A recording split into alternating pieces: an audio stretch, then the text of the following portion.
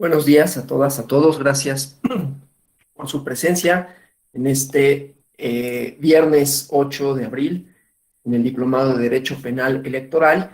El día de hoy y el día 18, dado el descanso, el receso por Semana Santa, vamos a platicar sobre delitos electorales a nivel federal y a nivel local.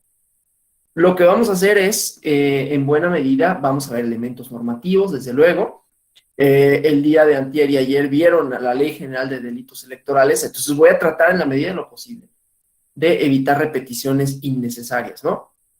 Sí vamos a ver algunas cuestiones relativas a los tipos penales, pero trataré de no puntualizar demasiado porque sé que ya lo vieron en el análisis que hicieron de la Ley General de Delitos Electorales, y vamos a ver cómo eso se conjunta con el artículo 116 constitucional que regula la cuestión estatal, local, pues, con relación a los delitos. Y el día lunes 18 de abril, que retomamos la sesión, vamos a analizar controversias constitucionales, propiamente su contenido, sus alcances, que ha resuelto la Corte con relación a estas facultades relativas al 116 constitucional y la facultad o no que tendrían las legislaturas locales para establecer tipos penales, ¿no? En el marco de las reformas de 2014, que como saben son el antecedente inmediato, perdón, de la Ley General de Delitos Electorales. Entonces, bueno, voy a poner una presentación que nos va a ir guiando en lo que vamos a platicar, ¿no? Entonces, primero que nada, voy a hacer algunas precisiones o algunas cuestiones relativas a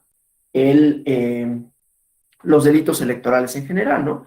En realidad, en el derecho penal es relativamente poco estudiado, es relativamente nuevo en la materia electoral y hay casos, pues voy a volver a decir, relativamente pocos, que concluyen con sentencias condenatorias. Claro, esto ha mejorado bastante. Ayer vieron con Daniel Díaz Cuevas todo lo relativo no solo a la ley, sino los procedimientos, ¿no? El que está en la FEDE lo puede decir de mejor manera que yo.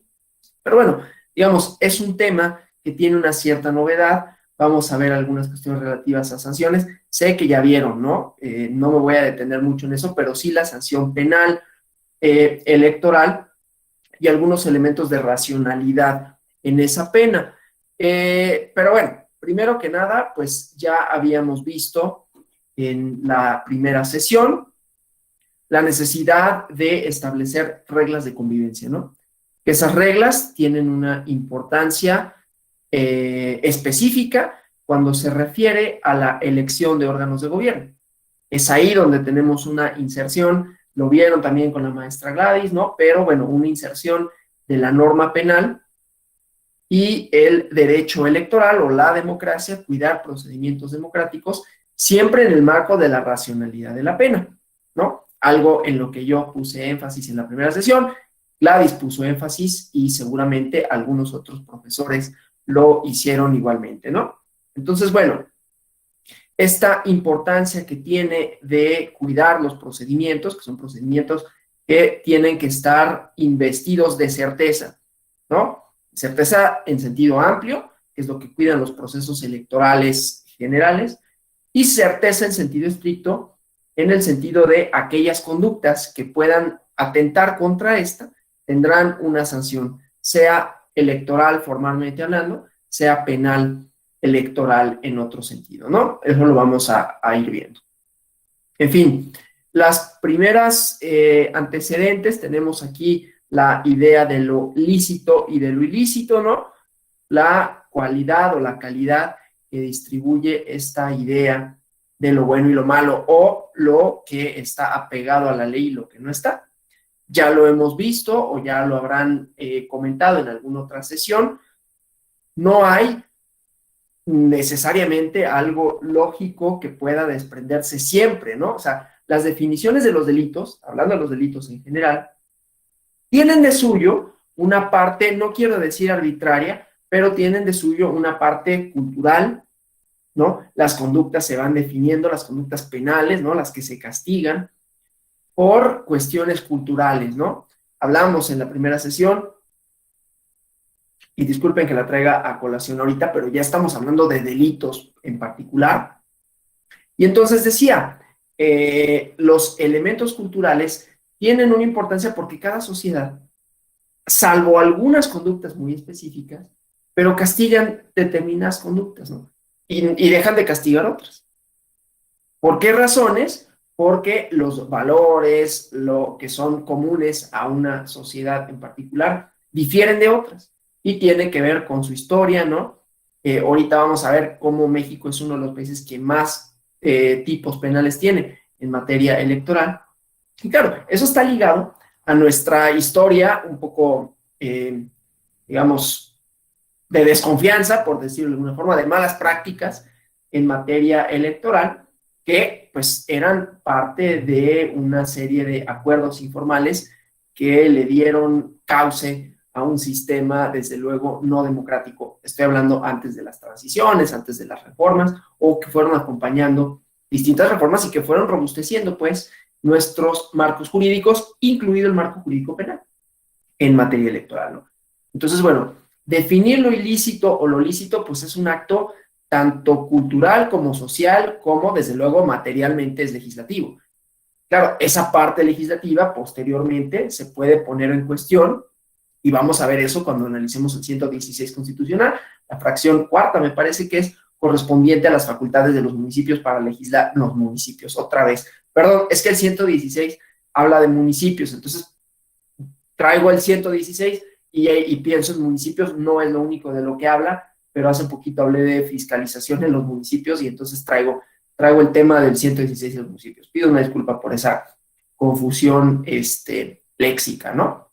Pero bueno, entonces, las facultades de las entidades federativas de legislar en materia de delitos electorales. Y esto es importante, decía, porque insertamos entonces la norma penal en tres ámbitos distintos. Un ámbito social, se establece, bueno, no sé, la sociedad, como sociedad vamos estableciendo, como comunidad política, ¿no? ¿Cuáles son aquellos valores que queremos cuidar? Se convierten, bueno, vamos convirtiendo, no me gusta usar la voz pasiva, vamos convirtiendo, igualmente socialmente, vamos construyendo una serie de acuerdos políticos, jurídicos, a partir de los cuales definimos cuáles son esos valores, qué importancia tienen, ¿sí? En términos de la propia conflictividad social, ¿no? En términos de nuestros problemas, cómo los vamos resolviendo, cómo los vamos arreglando, y de pronto aparece ahí el derecho penal. Lo comentó la maestra Gladys, lo comenté yo, el derecho penal es siempre una, es un hilo delgado, ¿no? En el sentido de que supone el ejercicio del poder punitivo del Estado. Es la manera más concreta, bueno, y la policía desde luego, pero a veces van acompañadas, ¿no? El momento más concreto, la forma más concreta de ejercicio punitivo del Estado. Por lo tanto, también tiene que estar sujeto a cierta racionalidad en las penas, a ciertos cuidados, ¿no? Pero bueno, el chiste es que como comunidad política, pues se van definiendo no solo conductas, ¿no? Como comunidad política, la comunidad política define, insisto que no me gusta usar la voz pasiva, ¿no? El sé, pues quién, pues nosotros, ¿no? No es algo que se define así solito, como si fuera una cosa, un ente inmaterial, incorpóreo, ¿no? En fin, definimos como comunidades o las comunidades políticas definen de distintas formas, ¿no? En sus procesos históricos de ritualización, etcétera, algunos valores que son más o menos comunes. Y a partir de eso definimos plataformas políticas o las y los políticos profesionales van definiendo o van proponiendo algunas cuestiones que después en la discusión legislativa se plasman en enunciados jurídicos, en este caso penales, ¿no? Pero también tenemos la parte de los poderes judiciales, en donde quienes en algún momento se sientan agraviados o que tengan cuestionamientos con relación a los alcances legislativos, pues van a formular algunas premisas con relación a los alcances, con relación a las figuras, con relación a las penas, con relación a las conductas mismas, ¿no? En el marco ya no únicamente de proteger los procedimientos, esto yo sé que lo dije en la primera sesión, que lo dijo la maestra Gladys, pero en el marco no solo de proteger los procedimientos democráticos, sino que nuestra racionalidad penal, incluida la penalidad electoral,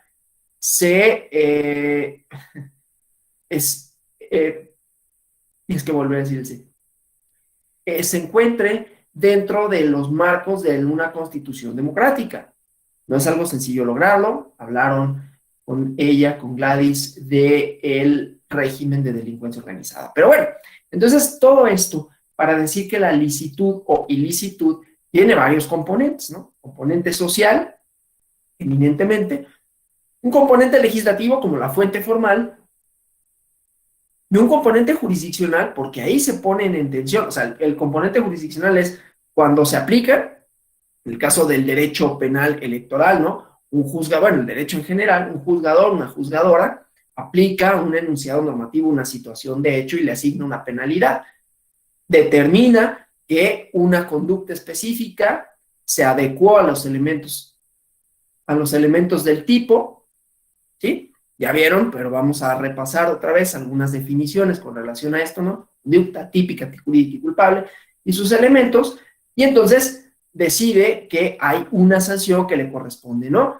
Vieron en el análisis de la ley, supongo, la penalidad, o sea, las sanciones que están previstas y cómo tienen, son conductas no solo específicas, tiene sus modalidades, ¿no? De comisión, tiene a los sujetos, a los que les pueden ser atribuidas esas conductas, algunos elementos, casi todos son tipos, digamos, cerrados, ¿no? Se agotan en el momento en que se cometen, y que además la penalidad está fijada para cada una de las conductas de manera tal que los márgenes, digamos, con los que cuenta el juzgador están bien definidos. Ahora, sí hay elementos, ¿no? De agravantes.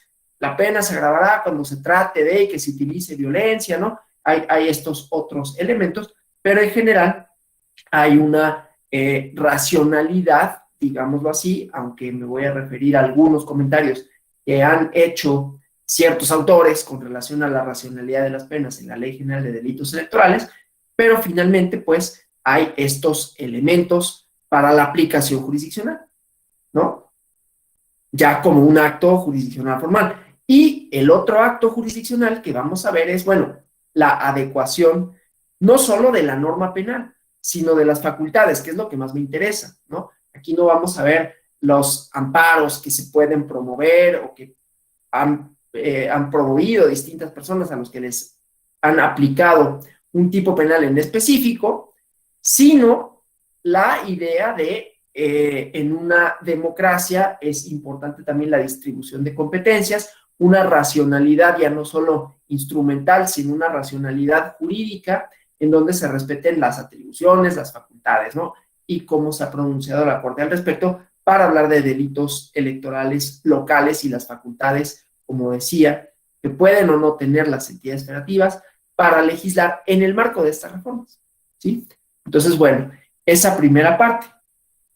Obviamente, y esto lo saben, pero vale la pena reiterarlo, los ilícitos electorales como conductas que lesionan a la esfera electoral pueden tener distintas consecuencias, ¿no?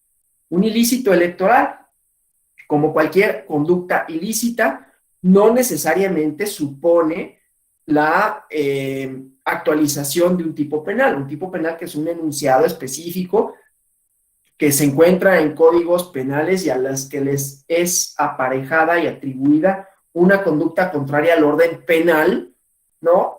Y otra vez, no hay nada obvio ni nada lógico en esto, de manera tal que hay conductas que son despenalizadas así, ¿no?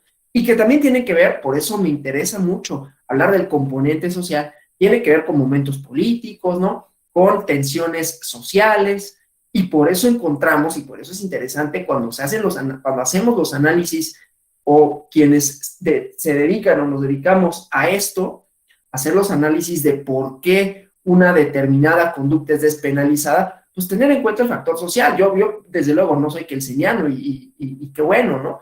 Porque entonces a mí sí me interesa ver cuál es el momento político en que se enmarca una determinada discusión y cómo eso nos va a reflejar valores sociales específicos que se ponen en tensión, que se resuelven y que eso se inserta también en una idea de cómo entender a la comunidad política, que es una forma de redefinir los límites de la democracia. Y cuando se trata de la ley penal, pues todavía más, porque como lo dije, pues supone la aplicación del poder punitivo del Estado, la manifestación más concreta del poder punitivo del Estado.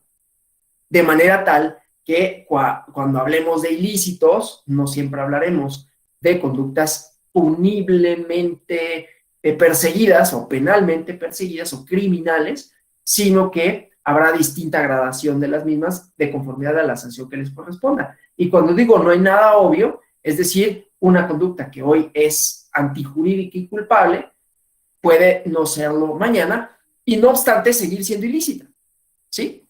Voy a poner un ejemplo.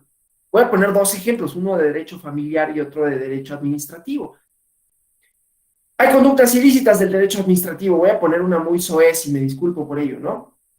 Hacer las necesidades para no ser tan soez. Pero bueno, una persona que, pues por razones diversas, decide o ya no puede aguantarse y hace pipí en la calle. Eso es un ilícito. No está permitido, digamos, hacerlo, ¿no? Es interesante ver esa historia, pero eso ya es otro tema. A partir de cuándo eso se prohibió, porque antes está prohibido y las personas hacían, ¿no? Y después pues hubo reglamentos administrativos porque era una necesidad más que todo de salubridad de que pues, la gente no lo hiciera, ¿no? Y cómo se fue regulando, eso es súper interesante la historia. En fin, y hay crónicas de eso. El chiste pues es que hay un acto ilícito ahí, no puedes hacer eso, como no te puedes pasar un alto. Eso no actualiza una sanción penal, tiene una sanción administrativa que es de otra índole, ¿sí? Entonces, claro, ¿se podría penalizar? Pues sí, sería un poco absurdo, porque más llenaría la prisión de personas que... Y ahí es donde hay una gradación, una racionalidad de por qué una determinada pena sería lesiva para el colectivo de manera tal que tuvieras que accionar el mecanismo punitivo más fuerte del Estado para algo que pues a lo mejor no es un problema. Pero cuando se convierten en problema, entonces hay otro tipo de soluciones, ¿no? Y siempre vamos a movernos en ese terreno, digamos, difícil. No sé si fue aquí donde puse el ejemplo ridículo de los besos, ¿no? En una entidad federativa que no voy a decir cuál era, pero en la que viví muchos años, por ahí búsquenle en donde estudié la licenciatura y ahí verán a qué me refiero, y querían prohibir los besos, ¿no? Entonces, todo ese tipo de cosas, pero que sí hablan de momentos sociales y de tensiones y de ideas de cómo se representa la comunidad política. Y pasa eso también los ilícitos, ¿no?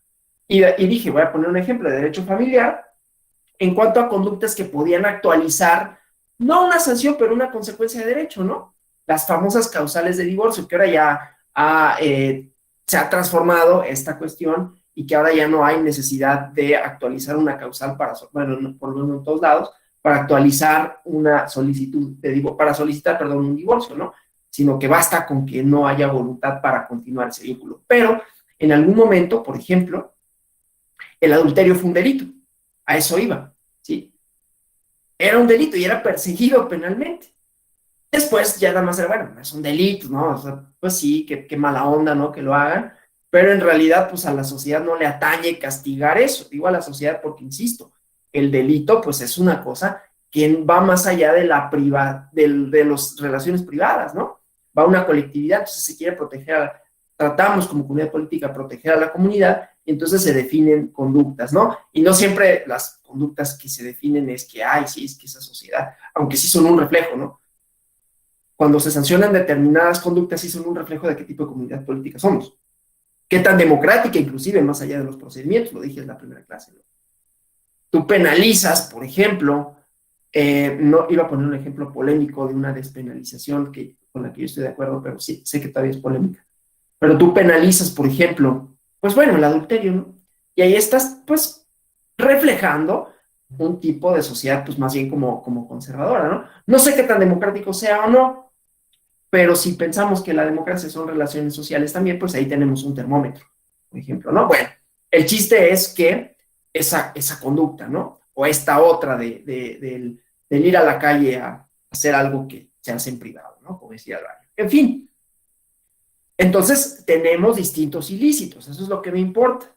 Y que esos ilícitos pues, pueden transformarse, puede ser, como en el caso del adulterio, transformarse de un delito que se persigue y que se castiga con una sanción corporal, una pena corporal y me meten en la cárcel por adúltero, o decir, bueno, pues finalmente pues que te demanden y que te pidan el divorcio y ya enfrentarás esas consecuencias. Hay una diferencia de gradación. Y en el caso de los ilícitos electorales, pues también tienen consecuencias distintas, ¿no? Puede haber un acto nulo, un ilícito electoral puede provocar, ¿no? Que el acto de que se trata, una elección o una casilla o determinado tipo de cosas, no surtan efectos, no produzcan efectos de derecho. Las elecciones son procedimientos a través de los cuales se eligen autoridades políticas legítimas. Si están afectados algunos de sus elementos de existencia, como los actos jurídicos, ¿no? Todo acto jurídico tiene elementos de existencia y de validez. Si hay afectaciones en sus elementos de existencia o de validez, pues va a tener consecuencias. La nulidad, que es la consecuencia más nefasta, ¿no?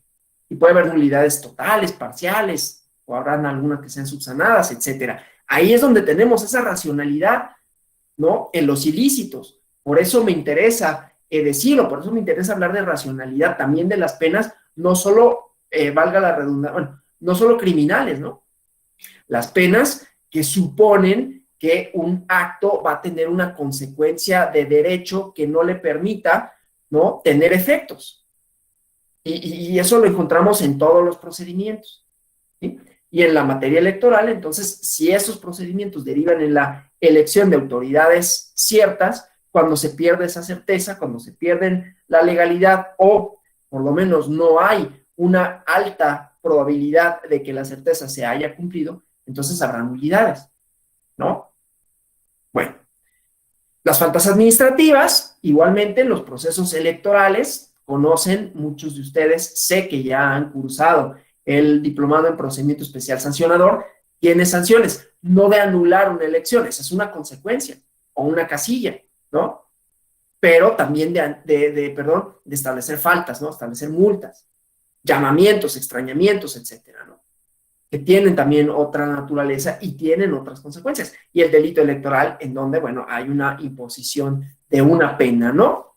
Y entonces, aquí vemos, ¿no? Estos distintos, la ilicitud electoral que puede tener diferentes efectos en el campo electoral propiamente y en el derecho electoral también, ¿no? O sea, la ilicitud electoral que comete puede producir, esto lo dije en la primera clase, ¿no? Creo, tanto efectos en el derecho penal electoral como en el derecho electoral en estricto sentido, ¿no?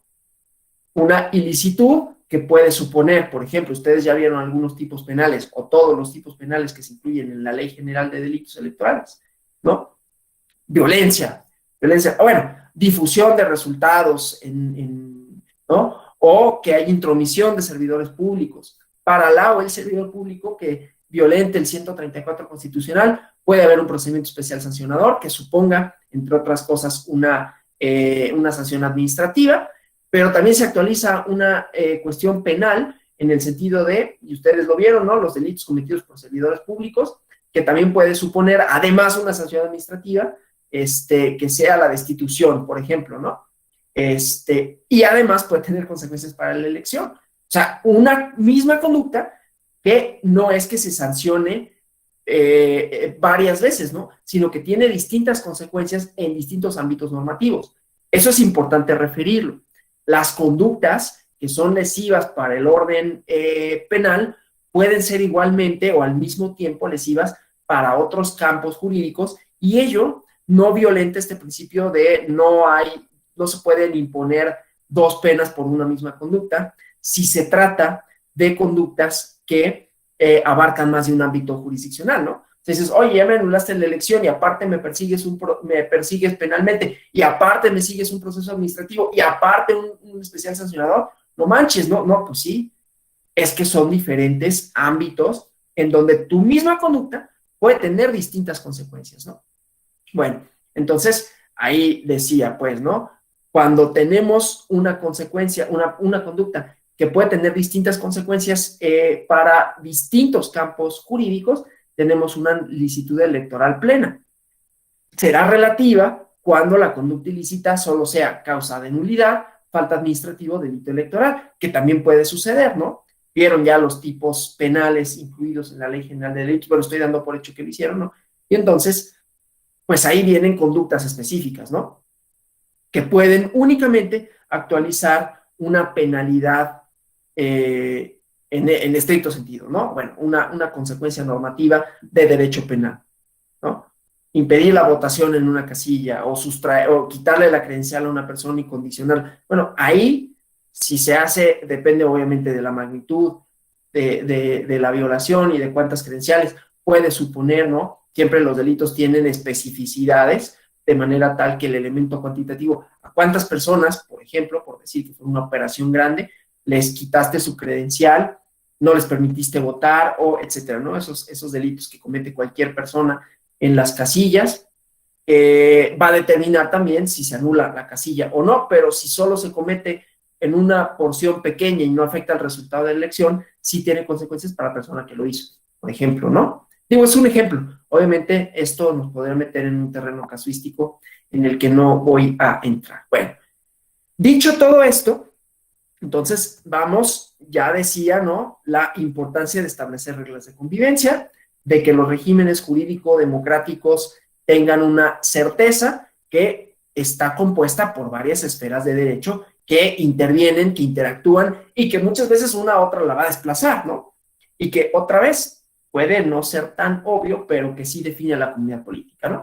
Establecer una conducta punible, criminal, va a suponer una forma en que el Estado va a perseguir algo y perseguirlo de manera administrativa, aunque no deja de ser ilícito, pues es otra, desde luego, menos lesiva.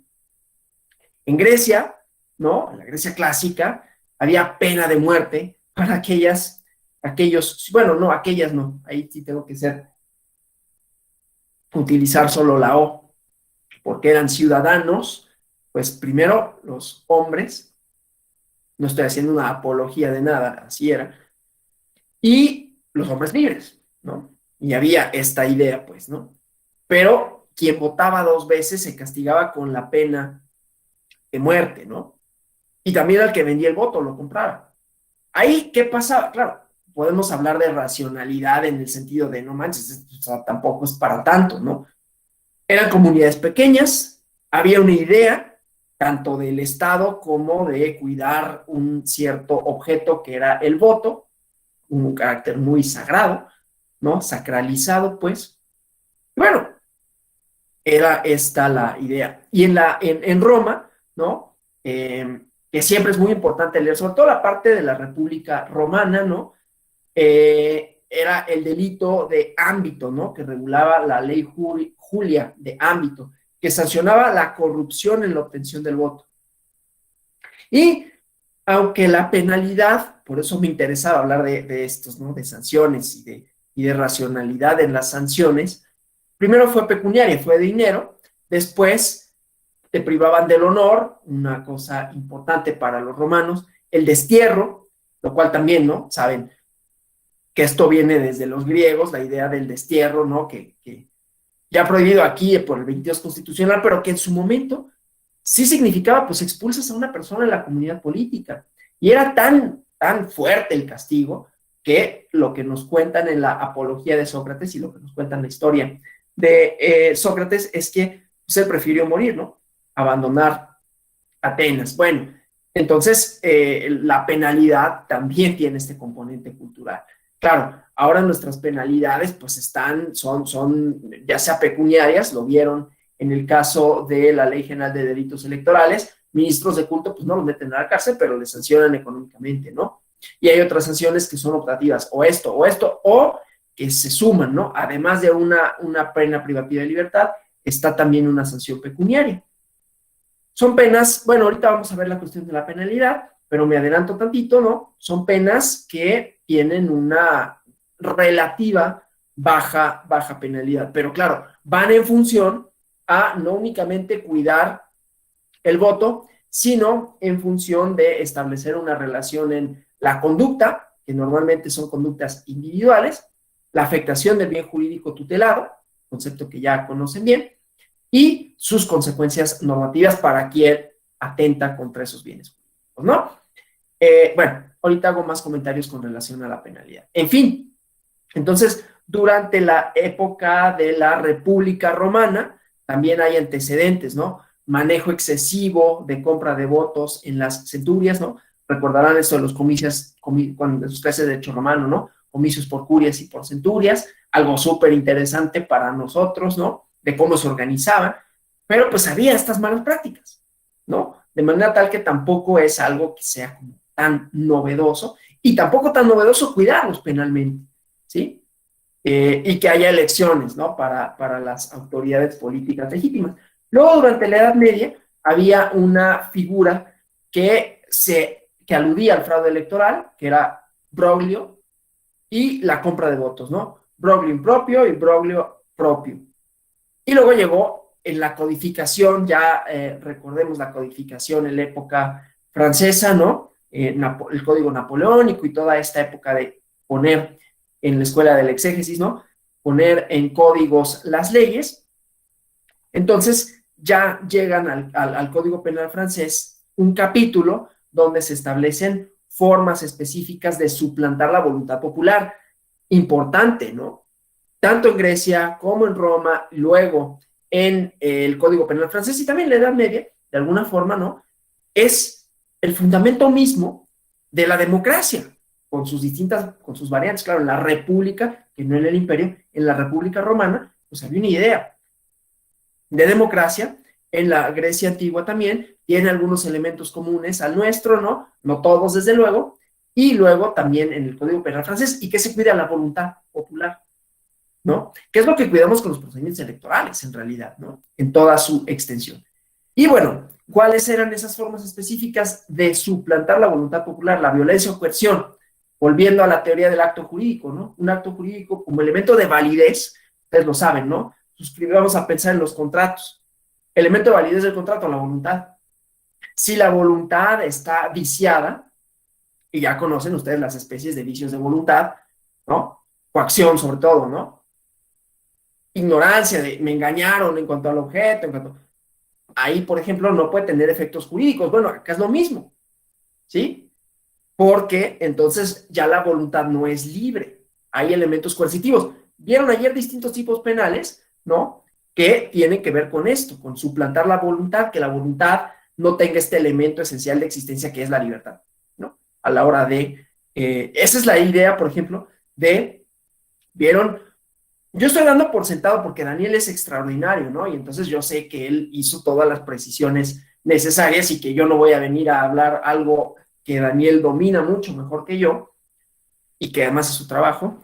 Pero bueno, las temporalidades a las que están sujetas algunas conductas, ¿no? No toda conducta es por sí misma punible si se trata de momentos específicos porque pueden alterar la voluntad popular. Es el caso de la veda electoral, ¿no? Hay delitos que se actualizan solo cuando, o conductas que se pueden tipificar, que están establecidas como enunciados penales, cuando suceden dentro de la veda electoral, ¿no? Dentro de estos 3 días. ¿Por qué? Porque se supone que esos 3 días, además de darnos un descanso, ¿no? Ya toda la campaña y todo lo que pasó, para pensar, ¿no? Decidir, y entonces ahí no puede haber difusión de encuestas, no puede haber funcionarios, actores, actrices políticas, inclusive artistas, ¿no? O personas que por ahí traten de incidir, ¿no? No todo recae en la esfera penal, ahí está muy explicitado de qué conductas serán específicamente delitos, pero ahí están, ¿no? Y esto es cuidar, pues, la voluntad popular, cuidar el elemento de validez esencial de la voluntad, que es la libertad, ¿no? La libertad de elección. Se castigaba la corrupción, el fraude electoral, que pues obviamente lesionan la libertad, la honestidad y la sinceridad del sufragio, elementos importantes, ¿no? En México, déjenme avanzar en la presentación, en México, el primer, miren, ya me había equivocado, ya había dejado una diapositiva, pero luego me pongo a hablar y se me van las diapositivas. El primer cuerpo legal propiamente nacional es la Constitución de Apatzingán, que en su artículo 6º establece que el derecho de sufragio para la elección de diputados, representación, pertenece, y esto es interesante cómo lo enuncia, ¿no? Sin distinción de clases ni países, a todos los ciudadanos que concurran con los requisitos que prevenga la ley. Y luego dice, para cuidar la voluntad popular, lo mismo, ¿no? Si el atentado contra la soberanía del pueblo se cometiere por algún individuo, corporación o ciudad, se castigará por la autoridad pública como delito de lesa nación. Claro, ahí tendría que remitirnos al Código Penal, en donde se establecía eso de lesa nación, pero es un delito contra la nación, ¿no? Ahí para hablar de racionalidad, degradación, no degradación, y de esta primera idea que expuse del componente social, ¿no? Lo que cuidamos, por qué lo cuidamos y por qué lo penalizamos o dejamos de penalizarlo. Luego, en el Código Penal de 1871 se incorpora en el título 10º, capítulo 1 del libro 3º, coerciones y fraudes electorales, ¿no? Voy a seguir con la presentación. No, aquí estamos bien. Y luego, decía pues, no estoy viendo luego la presentación y entonces veo cuáles son los elementos porque tengo mis apuntes por un lado, entonces ya saben que yo hago esto, escribo a mano y aparte tengo aquí algún documento abierto en donde también tomé apuntes. Entonces por eso luego no veo la presentación y luego por eso no la pongo en grande, además de que luego me bloquea la posibilidad de seguir avanzando. En fin, se incorpora, ¿no?, esta parte de las coerciones y los fraudes electorales. La pena más severa en ese momento era 1 año de prisión y se estableció para castigar a quienes fueran responsables de delitos que fueran atentados contra la libertad del elector, ejercicios o moral y en forma tumultuaria, destrucción, sustracción o falsificación de actas de escrutinio o de cualquier otra pieza de un expediente de elección por parte de un funcionario electoral, delitos cometidos por funcionarios electorales, ¿no? Ya ahí con una idea de diferenciación de sujetos que pueden cometer, sujetos que pueden cometer los delitos, que eso es interesantísimo cómo lo desglosa la Ley General de Delitos Electorales, ¿no? El Código Penal de 1929, que no tuvo mucho periodo de vigencia, no reguló delitos electorales porque había una ley para la elección de poderes federales, ¿no?, que había sido expedida en 1918. Y esta ley electoral, o a partir de esta ley electoral, supuso la existencia, o gracias a esta, existieron diversas legislaciones en materia electoral, y algunas de estas contenían en su cuerpo normativo figuras delictivas, ¿no?, que tenían que ver con delitos electorales y las sanciones, ¿no? Y luego, una legislación todavía, digamos, que tenía un capítulo específico para delitos en materia electoral, fue el Código Federal Electoral de 1987, ¿no? Después, lo que encontramos fueron que los delitos electorales se incorporaron al Código Penal, ¿no?, al Código Penal Federal, en donde se establecían las sanciones que se imponían a quienes incurrieran en delitos electorales, y había sanciones como multas, penas privativas de libertad, destituciones y suspensiones de derechos políticos, ¿no? En 1990 hubo otra reforma que da origen a el COFIPE, ¿no?, ahora ya no vigente, que igualmente supuso un cambio en la forma tradicional en que se regulaban los delitos electorales, ¿no? No se incluyeron en este ordenamiento tales ilícitos, sino que se regularon en el Código Penal Federal, ¿no?, que después fue reformado en 1994, se añadieron tipos y categorías establecidas y también reformas en 1996, donde, como saben, hubo muchas transformaciones, pues, a el sistema electoral, ¿no? Entonces, después de estas reformas, es hasta 2014 donde se publica en el Diario Oficial de la Federación, el 23 de mayo, la Ley Federal en materia de delitos electorales, ¿no? Y de acuerdo al primero transitorio, no me voy a detener mucho en esto porque ya sé que ya lo vieron, ¿no? Nada más voy a hacer una serie de precisiones con relación a su contenido. para hablar todavía de delitos electorales. Ahora vamos a ampliar un poquito el margen. Vamos a hablar de la delincuencia electoral en materia federal en México. Pero bueno, entonces decía, esta ley que entra en vigor el 24 de mayo de 2014, salvo algunas cuestiones relativas a procedimientos penales, ¿no? En uno de sus transitorios se decía que los procedimientos penales que hubieran sido iniciados antes de que entrara en vigor esta ley, se iban a seguir tramitando hasta su conclusión, según las disposiciones vigentes, ¿no? Que tenían su origen en 1996, cuando se hubieran cometido. Claro, salvo, respetando la idea del 14 y 16 constitucional, 14 y 16 constitucionales, perdón, con relación a menos que estas disposiciones nuevas fueran más benéficas, ¿no? Y también con lo relación a la ejecución de las penas, ¿no? Entonces, bueno, desde esa perspectiva se continuaría aplicando el Código Penal Federal para los hechos que se cometieran antes de la entrada en vigor de la Ley General en materia de delitos electorales, porque se estableció este criterio de la ultraactividad de la ley penal, ¿no? Para establecer en qué casos aplicar los delitos en materia electoral estarían inscritos todavía en el Código Penal Federal y cuándo los previstos en la materia, perdón, en la Ley General en materia de delitos electorales, ¿no? Y bueno, como ustedes ya saben, los delitos electorales que se prevén en la Ley General de los numerales 7 a 20 y 20 bis, ¿no? En la reforma de 2020, del 13 de abril de 2020, que incorpora toda esta, supongo que la vieron, y si no, la van a ver con otra compañera, ya de manera muy pormenorizada, relativos a la violencia política de género, que también tiene esta composición interesante, plural, de diversas esferas de derecho, ¿no? De derecho electoral administrativo, sanciones, pero que también son derecho electoral en estricto sentido, el catálogo, ¿no? De personas que tienen por lo menos que pedir disculpas dependiendo de la conducta y dependiendo de qué se trate, y que además tienen consecuencias penales, ¿no? Pero bueno, entonces, como saben, nada más voy a referir esto, elementos subjetivos que contiene la ley, los delitos cometidos por cualquier persona, ¿no? Están en el artículo 7º, excepto por el penúltimo párrafo de la fracción séptima, el 13, artículo 13, excepto por el último párrafo del artículo 15 y 19, ¿no?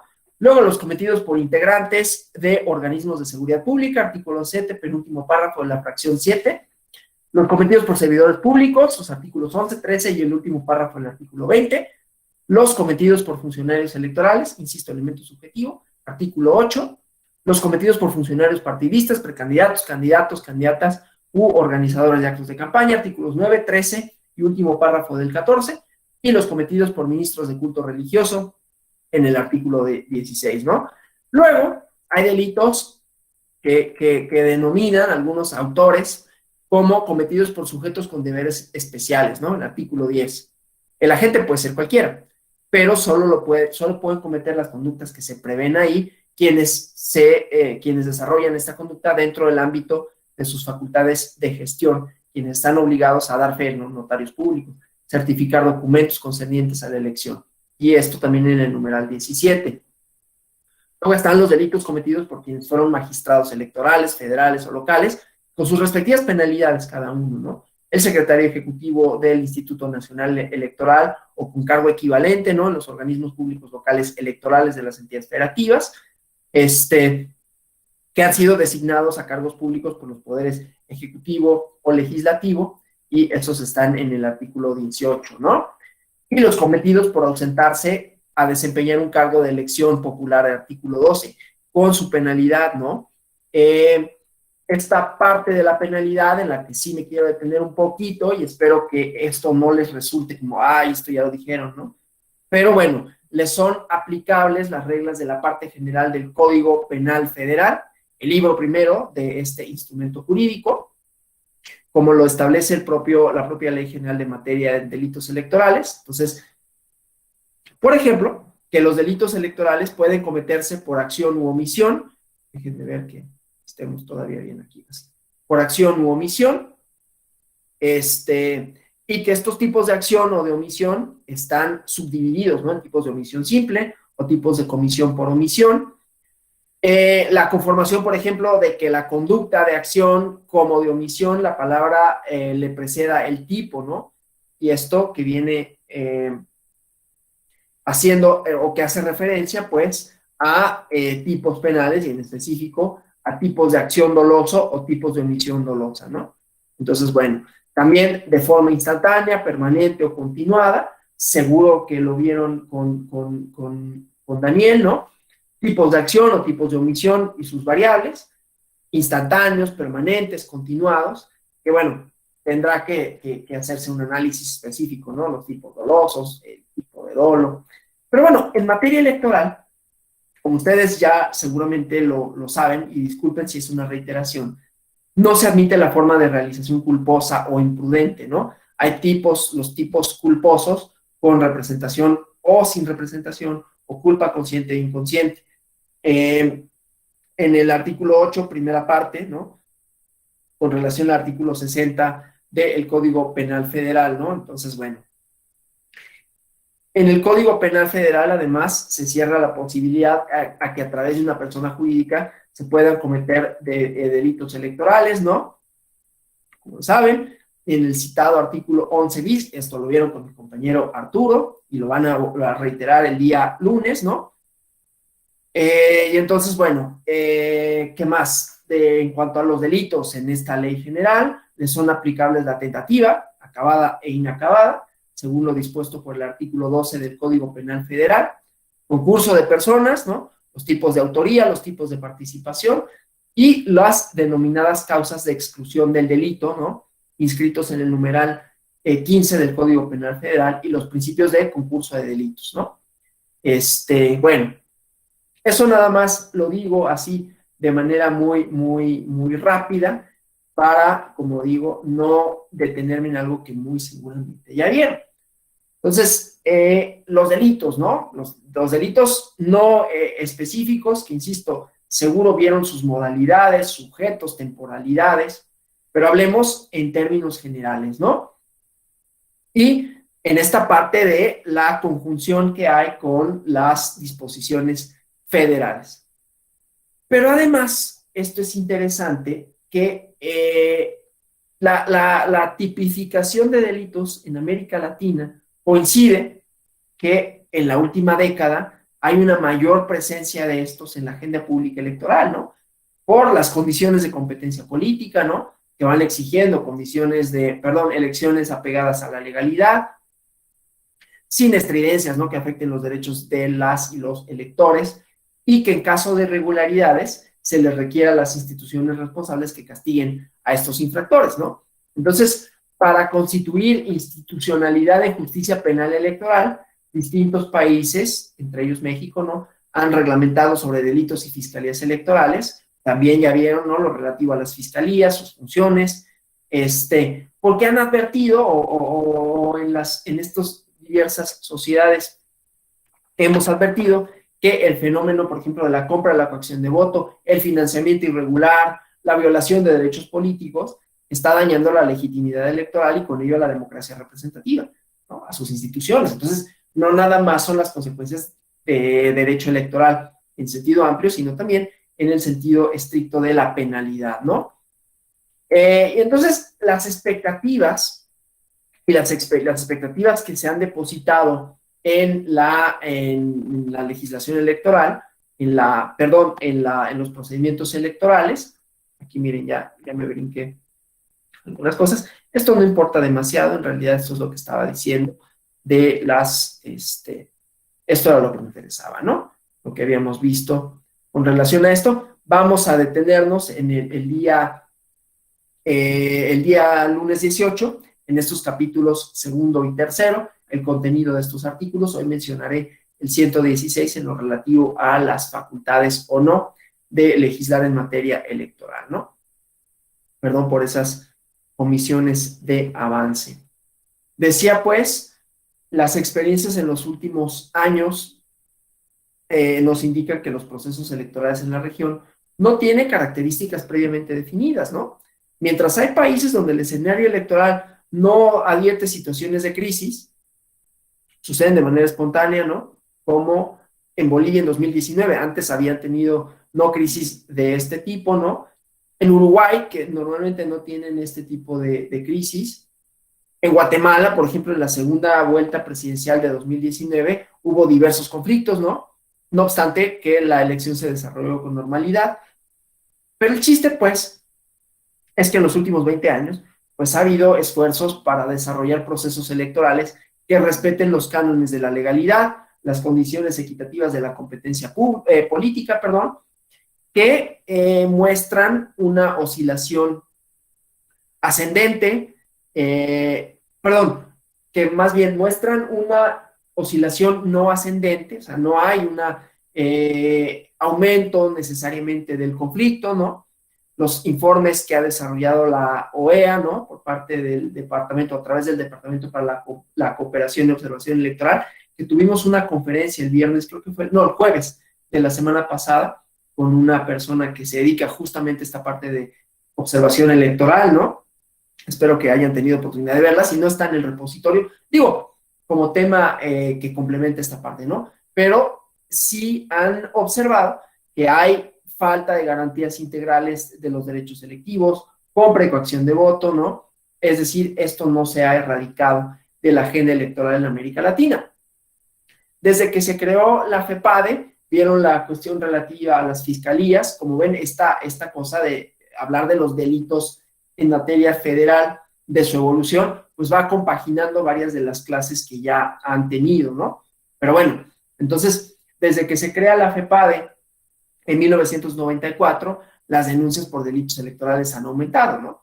En el 94, según datos de Arturo Díaz Santana, que escribe varios textos, o que ha escrito varios textos relativos a delitos electorales, en 1994 hubo 550 denuncias por delitos electorales.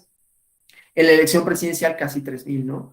Y aunque no hay un instrumento con precisión paramétrica que indique la comisión de delitos electorales, sí hay quienes afirman que están en constante aumento, ¿no? Que las denuncias aumentan, desde luego, primero porque hay mayor conocimiento de los delitos electorales por parte de la ciudadanía, porque ya no hay temor para presentar una denuncia, pero también supone que hay una persistencia, ¿no? En conductas que dañan el proceso electoral. Es México el país que más denuncia por delitos electorales en el mundo, ¿no? Entonces, bueno, ese elemento.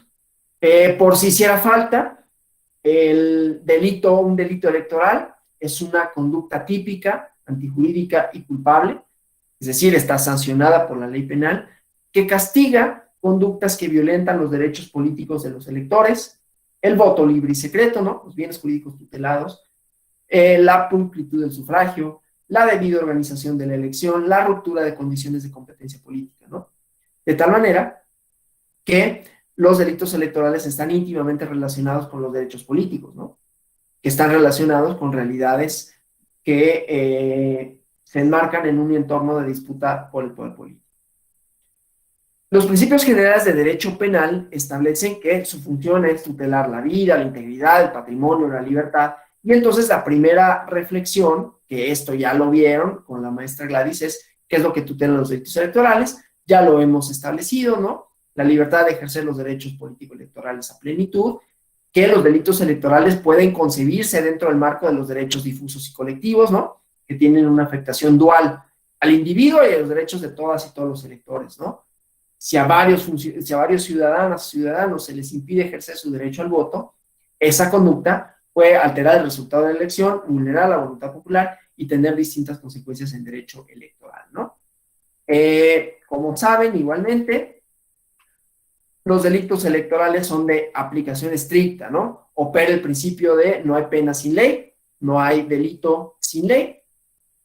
Y entonces pueden existir, desde luego, conductas que violenten de manera grave el proceso electoral, pero si no está establecida en una ley penal, no se pueden tipificar como delitos, ¿no? Pueden coexistir, como ya dije, con infracciones administrativas. Hay países, o en algunos países, las conductas que violentan el proceso electoral se castigan como faltas administrativas y solo las que tienen como característica la afectación grave se conciben como delitos electorales. Pero en México, reitero por si hiciera falta, una sola conducta puede tener una doble consecuencia, ¿no? Una sanción penal y la otra administrativa electoral, ¿no? Antes de seguir, quiero saber si hay algún comentario hasta aquí, alguna duda, alguna pregunta que deseen formular, o vamos bien. Y ya hablé casi una hora, y entonces ahorita es momento de decirme, oye, esto ya lo vimos con Daniel. Sí, Francisco Ibarra, por favor. Sí, buenos días, doctor. Una pregunta en relación a lo que viene comentando, ¿qué parámetros debiésemos nosotros como autoridad electoral? Por ejemplo, yo soy Ministerio Público y presentan denuncias en las cuales sí hay cuestiones administrativas en muchas de las veces y en otras sí puede configurar alguno de los tipos penales. La pregunta en concreto es en cuanto a la subsunción de los tipos penales. Es decir, que la conducta se encuentre descrita a su vez en otro delito, tratándose en materia penal únicamente, la administrativa dejándola en un segundo término. Pero en cuestión penal totalmente, la subsunción, por ejemplo, las amenazas que se encuentran contenidas en otro tipo penal, pero que sin embargo están también contenidas en la coacción o amenaza al electorado. Por ejemplo, también el daño en propiedad o el daño en las cosas relativo al material electoral. Así cuestiones, por citar esos ejemplos, tendríamos que aplicar ese principio de que esa descripción se contiene y únicamente integraríamos la cuestión electoral o ambos delitos son susceptibles de poderse integrar. Claro, esa es muy buena pregunta. Yo la respondería a partir de un principio que usted seguramente conoce, que es el de lo particular deroga a lo general, ¿no?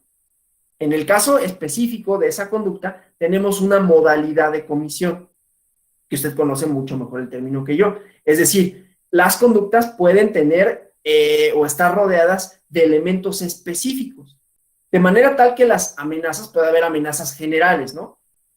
Pero hay amenazas que se refieren a la función electoral, de manera tal que es una modalidad específica de las amenazas cuando se cometen esas circunstancias, de manera tal que es solo una conducta, no dos. O sea, si bien es cierto que se materializa o puede haber un concurso, digamos, normativo, ¿no? En cuanto a que hay amenazas generales y hay amenazas que se refieren a la función electoral, como se trata de una modalidad de la conducta específica, entonces esa especificidad haría que lo aplicable fuera justamente la cuestión relativa a lo electoral. Yo lo resolvería a partir de esa idea, ¿no? De que es una modalidad específica en que se materializa la conducta.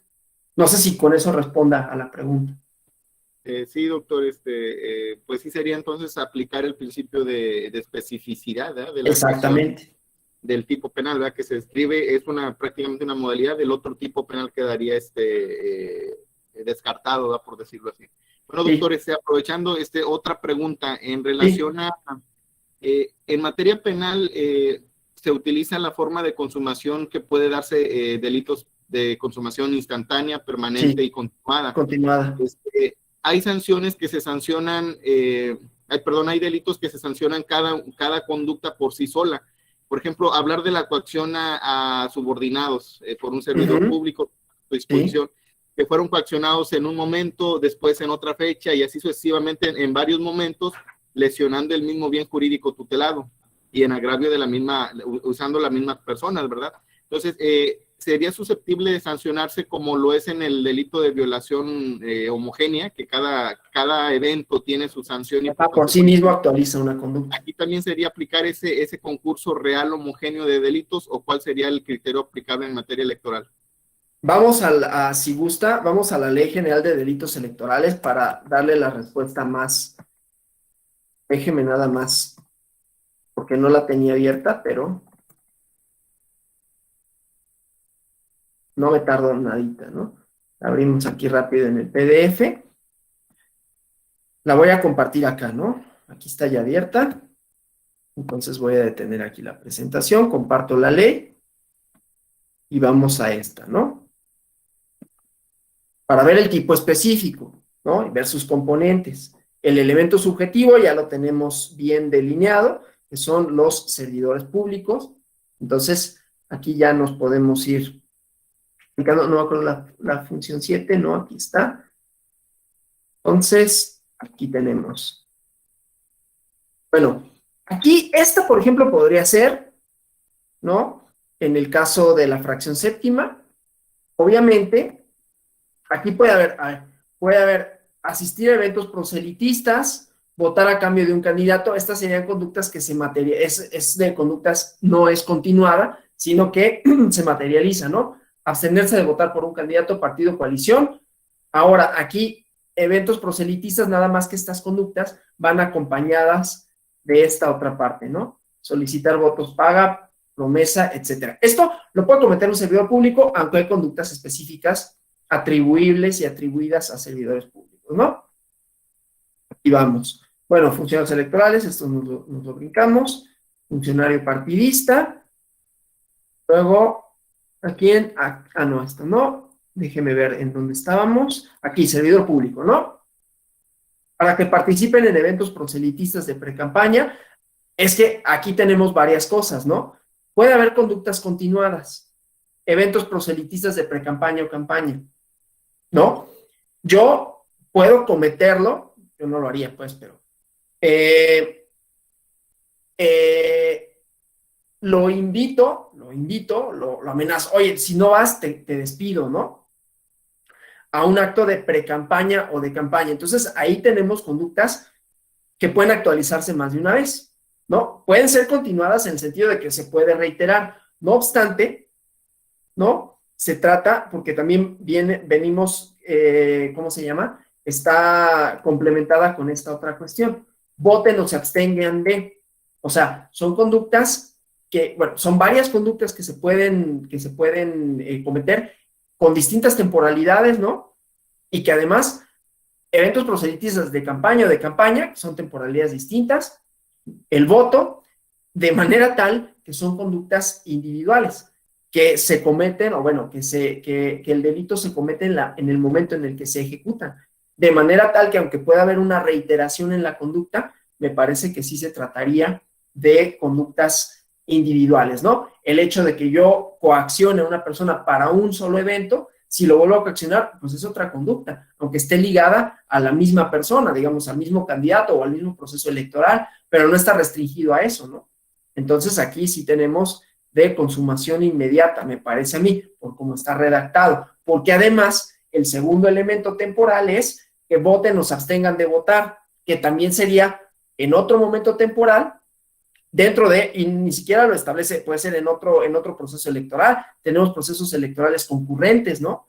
Entonces, si fueran delitos continuados, por ejemplo, no habría la posibilidad, yo puedo decir, no, bueno, pues yo lo coaccioné para esto y solo sancióname porque yo lo invité al evento proselitista del candidato a gobernador, pero qué tal que en ese mismo acto o en actos subsecuentes vino el presidente y también lo coaccioné para eso y además su voto, ¿no? Entonces, si se estableciera una continuidad en esos delitos, ahí tendríamos que la materialización del mismo sería hasta que se cometiera la última conducta, cosa que no sucede, porque cada una, aisladamente, digamos, actualiza los elementos perfectos, digamos, del tipo. No sé si responda con eso a la pregunta. Sí, por citar un ejemplo en concreto, a veces es el caso que durante un proceso electoral denuncian el mismo hecho un servidor público que se dice haber sido coaccionado, luego también viene otro servidor público a denunciar el mismo hecho y así sucesivamente, de tal suerte que se tienen 7, 10 carpetas por el mismo, hacia la misma persona imputada. Okay. Entonces ahí estamos hablando de que existe identidad de imputado, identidad de tiempo, de conducta, pero estamos hablando que la conducta ellos mencionan porque recae en ellos, porque ellos fueron los coaccionados, los amenazados, aun y cuando el bien jurídico tutelado lo es el adecuado desarrollo de la función pública electoral, ellos se ostentan como víctimas, porque al final de cuentas, si los despidieron o si fueron coaccionados o si fueron limitados o restringidos en sus derechos laborales o como funcionarios públicos de alguna dependencia, al final de cuentas resienten una afectación también directa en su esfera jurídica. Claro. Y en este caso, pues se analiza el hecho y muchas veces nosotros determinamos acumular claro. Por haber sido el mismo hecho. Claro. En consecuencia, estamos hablando que hay distintas fechas, hay distintos lugares inclusive, pero estamos hablando que es la misma persona quien los hizo, quien los coaccionó, quien los invitó, quien los obligó a hacer proselitismo en favor de X o Y candidato. Entonces, lo difícil es en la imputación, porque efectivamente el artículo 311 del Código Nacional establece que se debe precisar el día, lugar y hora Entonces, elementos que hay muchos días, que hay muchos lugares, que hay muchas horas. Espaciotemporales, claro. Muchas circunstancias de tiempo, lugar y modo inclusive, pero al final de cuentas estamos haciendo una sola clasificación jurídica. Claro. Y es ahí lo difícil de ese tipo de concurso real homogéneo, porque tenemos que forzosamente identificar cada fecha, cada lugar y cada circunstancia propia de cada evento para hacer una formulación de imputación que cubra los elementos que exige el 311 de la ley adjetiva. Esa es claro. Esa manera de ejemplo, ¿verdad? No, pero está muy bien porque justamente, por ejemplo, en la integración de esa carpeta, podemos tener que en algunos momentos o en algunas de esas comisiones no se acrediten los elementos del tipo y en otros sí, de manera tal que el concurso de conducta, bueno, es la misma conducta, pero el concurso o la acumulación de distintas violaciones en distintos tiempos puede dar mayores elementos para la acreditación de la conducta, ¿no? No sé si me explico. Sí, doctor, es correcto. Sí. Pero sí, eso que menciona es bastante interesante, porque obviamente, en este caso de lo que estamos hablando, es de una conducta, aunque se haya presentado varias veces atribuible a una persona, en agravio de distintas, y digo, en agravio social, por esto de la idea de los funcionarios y funcionarias públicas que tienen que cuidar su investidura, que no pueden utilizarla para la coacción de sus subordinados, y que con ello se respete también la libertad del sufragio, pero que efectivamente estamos hablando de un delito que cometió a pesar de que se materializa en distintas ocasiones. ¿No? O sea, se le imputa por la comisión del delito, no porque lo cometió 50 veces, lo pudo haber cometido 50 veces, se le va a imputar ese delito y esos elementos son los que van a permitir integrar una carpeta más robusta, porque inclusive habrá momentos o habrá habido algunos momentos de comisión en donde las circunstancias de modo, tiempo y lugar no permitan que se pueda perseguir esa conducta en específico, ¿no? O bueno, ese momento en específico, o que ahí no se acrediten todos los elementos del tipo, ¿no? Pero a ver, basta con que lo cometa una vez. Claro, ahí el problema es probarlo, ahí el problema es demostrar y que no solo únicamente es la denuncia, ¿no? Sino elementos tales como, y yo normalmente yo he visto que pasan, por ejemplo, hay videos, ¿no? Que son relativamente, depende del lugar en donde se encuentre uno, depende del evento, ¿no? No siempre todos los eventos tienen una evidencia documental tan sencilla, ¿no? Pero normalmente hay videos o hay testigos fotográficos, etcétera, ¿no? Pero yo entiendo que eso puede ser un desafío grande para las autoridades ministeriales. No sé si haya alguien más que tenga algún comentario, alguna pregunta hasta aquí. Sí, Susana Pereira, por favor. Buenos días. Buenos días. Ahorita me surgió una pequeña duda. ¿Eso también se puede equiparar cuando es intrapartidario? O sea, tipo, yo trabajo en un partido político y mi superior jerárquico inmediato o cualquiera de ellos también me coacciona para la elección, no sé, me imagino en un escenario de precampaña, ¿no? Yo vivo en el Estado de México y en el 23 ya vamos a estar para la gubernatura, pero sí. Supongamos que también igual y hay dos posibles candidatos y en esta parte de la precampaña se me ocurre que mi superior jerárquico me dice, no, pues tienes que votar por X persona, ¿no? ¿También se puede equiparar en este sentido? ¿O sí, por supuesto. No aplica? Por supuesto. ¿Sí? Sí, por supuesto. Perfecto. Inclusive dentro de las elecciones de los partidos, que no sé si eso es a lo que se refiere. Sí. Sí, a eso es a lo que... Pero sería como justicia, más bien, o sea, atendiendo lo que establezcan estatutos, pero también este tipo de normatividad. Sí, no, por supuesto. O sea, los delitos electorales no solo se refieren a los procesos electorales en el sentido de la elección de quienes ya son candidatas y candidatos registrados, también en las elecciones internas, en los procesos, son procesos electorales a final de cuentas, ¿no?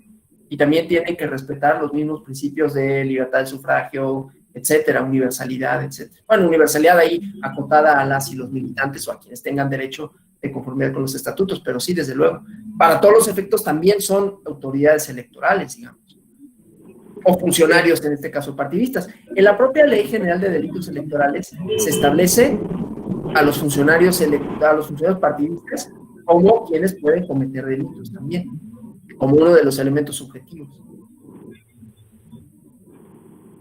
Ok, muchas gracias.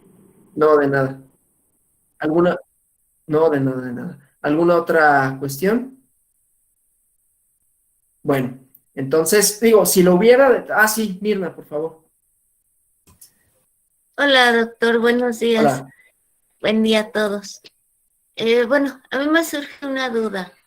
Sí. ¿Los mecanismos alternos de solución de conflictos también se insertan en materia electoral? Bueno, lo que pasa es que en general los mecanismos alternativos de solución de conflictos tienen que ver con el agraviado o la agraviada, o digamos, es una modalidad que permite para cierto tipo de delitos, ¿no? O sea, cierto tipo de delitos contemplan la posibilidad de que haya una medida reparatoria, otra que la sanción penal. Me parece a mí, a reserva de que lo verifique bien, que no es el caso de las leyes penales por los bienes jurídicos que se tutelan, ¿no? Porque no nada más se cometen en agravio de una persona. Un robo simple, por ejemplo, ¿no? El robo, por sí mismo, pues es una conducta lesiva para la sociedad, pero un robo simple, me roban, no sé, el estéreo de mi coche. Aunque eso pues puede ser como de, oye, pues es que hay muchos robos a las personas y todo, eso en principio me afecta a mí y a mí exclusivamente, ¿no? Esa conducta, de manera tal que puede haber otras formas de que se me restituya el daño. En ese caso, acá no habría una manera necesariamente de restituir el daño si me robo una urna, por ejemplo, ¿no? Es cosa que no voy a hacer, pero... O le robo la credencial a una persona. No solo lo hago en detrimento de esa persona en lo individual, sino que ahí estoy alterando un procedimiento electoral en su certeza y en su legalidad, de manera tal que a reserva de que le prometo que lo voy a buscar, me parece que no están contemplados para ¿no? Para este ámbito esos mecanismos, porque además ahí sí tenemos una fiscalía especializada, ¿no? Que persigue este tipo de actos, ¿no? Lo que pasa es que ahí, en cuanto hace a la racionalidad de las penas, dependiendo del elemento subjetivo, es que, por ejemplo, tenemos distintas sanciones y tenemos funciones, o bueno, tenemos delitos que dependiendo de a lo que se refieran, no tienen una pena privativa de la libertad. No todas lo contemplan, ¿no? Hay algunas que es optativa, que se imponga una multa o la pena privativa. Pero específicamente para los medios alternativos de solución de conflictos, por las modalidades de comisión, por los elementos subjetivos y por los bienes jurídicos tutelados, a reserva, insisto, de que lo busque con mayor profundidad y el lunes 18 de una respuesta más cabal, yo creo que no. Así, bote pronto, yo respondería no, por estas características que tienen los procesos penales en materia electoral. Gracias. Pero alguna pregunta, me la quedo así para responderla bien el día lunes, que yo espero que lo que haga sea corroborar esta respuesta y no tener que corregirme. Gracias, doctor. No, ¿de qué? Gracias a usted. Voy a continuar con la presentación, si está de acuerdo. Si hubiera alguna otra cuestión igual que quieran comentar, por favor, hagan uso de la voz en el momento en que lo consideren. Nada más piden la palabra ahí en el chat y ya, ¿no? Decía pues estas cuestiones de la estricta aplicación, de los principios, etcétera, ¿no? México es el país que más tipos penales tiene en el mundo, ¿no? Tiene una ley exclusiva para ello. Hay otras latitudes que las leyes, los delitos electorales están contemplados en los códigos penales o en los códigos electorales. Es una ley general, ya lo saben, ¿no? Bueno, tiene más de 200 tipos penales, más para no dejar esa parte, ¿no? Por las modalidades, por las formas, ¿no? Que sean 20 artículos, 20 bis, y no todos hablen de delitos, ¿no? Pero las distintas conductas son hasta 200. Y bueno, ya saben, hay 26 artículos, se organizan en 3 títulos, aquí lo están viendo en la presentación. ¿No? Objeto de la ley, definiciones, disposiciones de observancia, nacional, tipos penales, competencias, facultades y coordinación entre la federación y las entidades federativas, ¿no? Y decía la estructura para la definición de tipos penales que se clasifican por el elemento subjetivo, ¿no? Bueno, eso ya en los tipos penales, aunque la clase es propiamente de delitos, sé que ya los vieron, así que vámonos a la parte que me interesaba establecer, que tiene que ver con las sanciones. Esto ahorita lo voy a dejar, lo vamos a analizar todavía, creo que nos va a dar tiempo de analizar el artículo 116 constitucional, pero decía, en cuanto a las sanciones, ¿no? Este elemento. Tiene la determinada, para determinar la gravedad de la pena, la Ley General en materia de delitos electorales establece 4 tipos, ¿no? Cárcel, multa, inhabilitación para ocupar un cargo público, dependiendo del elemento subjetivo, ¿no? Quien lo cometa, y la suspensión de derechos políticos electorales, donde la pena más grave es de prisión y tiene un máximo de 15 años. Claro, tiene agravantes en la ley, ¿no? Me voy muy rápido porque yo doy por sentado que lo vieron con Daniel Díaz Cuevas, ¿no? Y entonces, pues no quiero tampoco reiterar cosas o reiterar demasiado, porque me interesa además detenerme en el artículo 116 constitucional. Decía, pues, pueden aumentar las penas hasta en un 50% en casos específicos, sobre todo el financiamiento irregular de partidos o candidatos. Y también, hablando de racionalidad en las penas, México es el país que tiene las penas más altas en el mundo. Por ejemplo, en República Dominicana, la pena máxima por delito electoral es de 2 años. Además, los tipos penales electorales no son de prisión preventiva oficiosa, salvo en el caso de los delitos cometidos por funcionarios públicos, que se incorporó en el 2019 para los delitos que condicionen programas sociales con fines de proselitismo político, ¿no? Pero no estaba, de manera tal que durante el proceso pueden estar bajo libertad, bajo una medida cautelar, ¿no? Ya vieron lo relativo a las medidas cautelares y a esta parte procesal, pero eso es importante, ¿no? La prisión preventiva oficiosa, que solo está contemplada para esta modalidad de condicionar programas sociales con fines de proselitismo político, ¿no? Las sanciones de multa son las que se dan en la mayoría de los casos, son complementarias a las penas de prisión. Hay excepciones, ¿no? Los ministros de culto religioso que hagan proselitismo, los fedatarios públicos que se nieguen a dar fecha de hechos relacionados con la elección, que hay una multa de 100 a 500 días de multa. Y para los delitos, esto ya lo había mencionado, en la parte de los ilícitos, ¿no? Cometidos por servidores públicos, está la inhabilitación para ocupar cargos públicos, ¿no? Y el último de los casos es un tipo penal particular, el artículo 12, que sanciona a las personas que después de ganar una elección no se presentan para ocupar su cargo y que se suspenden sus derechos políticos hasta por 6 años, ¿no? Entonces, bueno, esa cuestión con relación a las penalidades que decía, pues resultan interesantes, tienen estos elementos, digamos, como normativos específicos, ¿no? Bueno, vamos, antes de terminar el día de hoy, a hacer unos comentarios relativos al artículo 116 constitucional. Vamos a hacerlo con 2 objetivos, ¿no? Por un lado, analizar estas competencias, facultades y la coordinación entre la federación y las entidades federativas, que decía, tiene su génesis o tiene su origen constitucional en la fracción 4ª del artículo 116 constitucional. Una lectura aislada del inciso O, ahorita lo proyecto, ¿no? Podría llevar a la conclusión de que los estados, así como la Ciudad de México, en virtud de lo que dispone el artículo 122, apartado A, base 9ª de la Constitución, tienen una amplia libertad configurativa en materia de delitos y faltas electorales. Literalmente, déjenme ponerles el artículo para no hablar al aire, ¿no? Nada más. Déjenme abrir el archivo correspondiente y les pongo el artículo perdón, el artículo 116 constitucional, para que puedan visualizar el contenido del 116, fracción cuarta, inciso O. Entonces, déjenme dejar de compartir esa ventana, compartirles esta de la Constitución.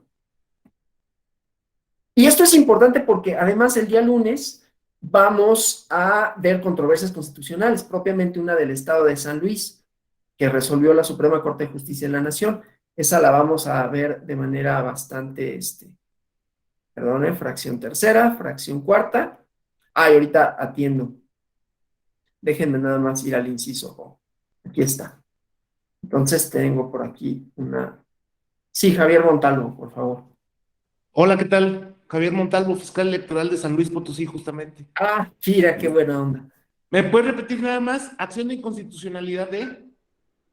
Sí, mire, se la doy para incluso si quieren leerla. Viene en el programa, digo, no importa, yo les doy el número de la acción constitucional. Decía, viene en el programa como algunas de las lecturas, digamos, como obligatorias, pero es la acción de inconstitucionalidad 290/2020, ¿no? Que establece la facultad o no, bueno, más bien la no facultad de las legislaturas locales para establecer tipos penales y sanciones de naturaleza en materia electoral, ¿no?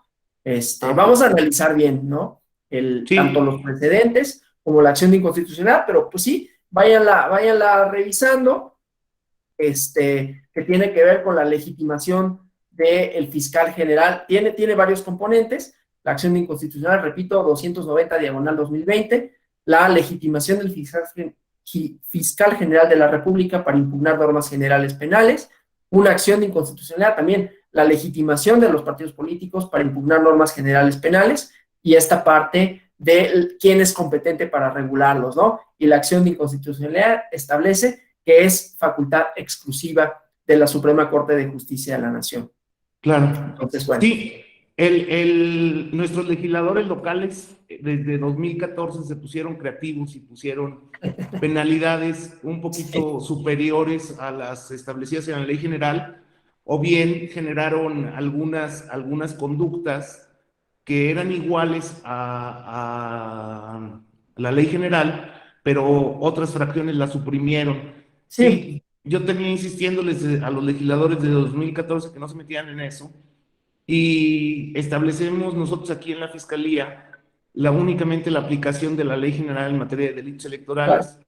Y regañaba mucho a mis ministerios públicos al interior del Estado cuando me citaban el Código Penal del Estado. Entonces sí es algo que sí lo tenemos aquí nosotros bien presente, y de hecho el legislador local en 2020, por querer incluir el delito de violencia política por razón de género, pues es en cuando el fiscal general presenta la acción de inconstitucionalidad. Sí. Sí. Fíjense, qué interesante lo que comenta. Yo tuve la oportunidad en mayo del año pasado de dar un taller de delitos electorales justamente al Poder Judicial de San Luis Potosí. Y fue una experiencia muy, muy, muy buena, muy interesante. Entonces, conozco, digamos, bien el caso de San Luis, por esa razón y por la acción de inconstitucionalidad, pero sí tuve la oportunidad de estar, bueno, no estar allá, lo dimos en línea, lo di en línea, pero conocí ahí a integrantes del Poder Judicial. Muy bien, pues en espera entonces de que llegue el día. Sí. Bueno, decía pues, aquí vemos la fracción O, una lectura aislada nos llevaría a concluir que las entidades federativas y la Ciudad de México tienen amplia libertad configurativa en materia de delitos y faltas electorales, ¿no? Porque se señala de conformidad con las bases establecidas en la Constitución y las leyes de la materia, y, entre otras cosas, se tipifiquen los delitos y determinen las faltas en materia electoral, así como las sanciones que por ello debe imponerse, ¿no? A partir de la reforma de 96, incorporó una disposición idéntica, pero en otro inciso, entonces vigente. La libertad configurativa de las entidades federativas era tan amplia que quizás la cuestión jurídica más relevante consistía en determinar si existía un mínimo constitucional exigible constitucional exigirle al legislador local en esta materia. Pero a partir de la reforma de 2014, tanto el texto constitucional como las leyes generales relevantes establecen disposiciones que han reducido de manera significativa esta libertad de las entidades federativas, sobre todo para legislar en materia de delitos electorales. En la práctica, los estados, las entidades federativas, incluida la Ciudad de México, juegan un papel muy limitado en la definición del contenido sustantivo del derecho penal electoral. Tanto la interpretación sistemática como las disposiciones constitucionales y legales relevantes y la práctica, pues, de los operadores jurídicos. Ahorita, qué bueno que tuvimos la intervención de nuestro compañero que trabaja en la Fiscalía de San Luis Potosí, en donde tuvieron esta controversia, digamos, a ver, era una cuestión de interpretación de los alcances del inciso O a la luz de las reformas en materia de delitos electorales, ¿no? Pero ahorita vamos a ver también cuál es el contenido otro constitucional que nos podrá dar un poco de luz con relación a lo que vamos a ver el lunes 18. Hago énfasis en el lunes 18 para que no vengan con la expectativa el lunes 11 de ver otra vez la clase del día de hoy, de la continuidad, porque vamos a reponer, o se va a reponer, compañero Arturo, muy amable, que no pudo asistir el día que le correspondía, va a reponer la sesión el día lunes. Pero bueno, por eso pongo el énfasis en el lunes 18. Les dará tiempo en Semana Santa, porque seguramente no van a descansar y van a querer leer la controversia, la acción de inconstitucionalidad. Es broma, ¿no? Pero bueno, podrán tener algún tiempo a lo mejor para ver algunos de sus elementos, ¿no? La vamos a ir desglosando. En fin, decía, esto redefinió los alcances de las materias que podían legislarse, ¿no? Tanto la reforma como que además en 2014 no fue solo la reforma en materia electoral, en materia de delitos electorales, la expedición de la ley general, sino que fue una reforma también al artículo 73, fracción 21, inciso A, de manera tal que en la actualidad es la ley general en materia de delitos electorales la que define la mayor parte de los tipos penales y sanciones que son aplicables aún en el ámbito local. Muy buena precisión la que nos hizo el compañero, pues sí, compeler a las fiscalías, a las y los funcionarios para que lo que se aplique a la hora de perseguir los delitos electorales sea la ley general, ¿no? Y no entrar en estas controversias, porque ¿qué sucede? Se aplicó una ley que resulte inconstitucional, por esto que vamos a ver, pues que puede no tener las consecuencias jurídicas que se buscan en un procedimiento, ¿no? O sea, que no haya una penalidad para una conducta, ¿no? En tanto que se aplicó una disposición que es inconstitucional. En fin, entonces, en 2014 se reforma también, entre otros, el artículo 73, fracción 21, inciso A, que establece que el Congreso tiene la facultad para expedir leyes generales, ¿no?, que establezcan como mínimo los tipos penales y sus sanciones. Vamos al artículo 73, fracción 21, inciso A, para que otra vez no quede esto bailando. Perdón, porque esto luego es medio molesto, ¿no?, ver así cómo avanza rápido el cursor. Pero me interesa, ¿no?, que quede. Digo, que son fracciones normativas relativamente pequeñas, pero que como ven, pues son de contenido ya ahora muy, muy amplio, ¿no? Entonces, déjenme ir a la fracción, ya había avanzado de más. Fracción 21, inciso A. ¿Dónde estamos? 21, aquí, ¿sí? Para expedir facultad del Congreso, leyes generales, tipos penales, sanciones en materia de secuestro, desaparición forzada, otras formas de privación de la libertad contrarias a la ley, trata de personas, tortura y otros tratos o penas crueles, inhumanos o degradantes, así como electoral, ¿sí? Eso es importante mencionarlo porque de esta manera se precisa que dichas leyes generales contemplan también la distribución de competencias, las formas de coordinación. Ahí estábamos viendo en la pantalla, ahorita no porque está proyectada, a ver, déjenme volver a poner la presentación para hablar de la coordinación entre autoridades, ¿no? ¿Dónde estoy? Acá. que contempla la propia Ley General, ¿no?, de delitos electorales. Entonces, estas leyes generales contemplan la distribución de competencias, las formas de coordinación entre la federación, las entidades federativas y los municipios. En concordancia con esto, en el artículo transitorio de esta reforma se señaló que el Congreso de la Unión tendría que expedir las normas previstas en el inciso A de la fracción 21, que estas normas, o sea, es el fundamento a partir del cual se establece la Ley General de Materia de Delitos Electorales, y establece al menos que la Ley General en materia de delitos electorales, esto en el transitorio de la reforma, dice, establecerá los tipos penales, sus sanciones, la distribución de competencias y las formas de coordinación entre la federación y las entidades federativas. Entonces, no es difícil ver cuál es el origen, la génesis de esta controversia que analizaremos el lunes 18, una tensión a nivel constitucional, ¿no?, con relación a esto, y ya veremos los pronunciamientos al respecto de la Corte con el ejemplo de San Luis Potosí, porque por una parte, o sea, ¿por qué hay esta tensión y por qué pudo haber llevado a, yo no diría que necesariamente son equívocos, son confusiones, ¿no? Y que bueno, lo resuelve la Suprema Corte, ya decíamos esta parte de armonía institucional que tiene también relación con la democracia, ¿sí? O sea, la parte jurisdiccional a la que me referí al principio, en donde tenían que ver los delitos electorales, no únicamente en cuanto a su aplicación, no únicamente a la impugnación que de los mismos podría hacerse por distintas cuestiones relativas a la constitucionalidad, sino también por el ejercicio de facultades, como tenemos aquí. De manera tal, pues, que tenemos este inciso O de la fracción cuarta del 116, que de alguna manera podemos decir obliga a las entidades federativas para que legislen en materia de delitos electorales, pero el inciso A de la fracción 21 del 73 constitucional y el artículo transitorio segundo de la reforma de 2014 establecen que es obligación del Congreso de la Unión dictar leyes generales que establezcan como mínimo, y así lo pone, como mínimo, los tipos penales electorales y sus sanciones. Y entonces la pregunta es que las entidades federativas pueden establecer tipos penales y sanciones en el ámbito local, a pesar de que hay una ley general, ¿no? Ahorita vamos a decirlo así. ¿Cómo vamos a responder este interrogante?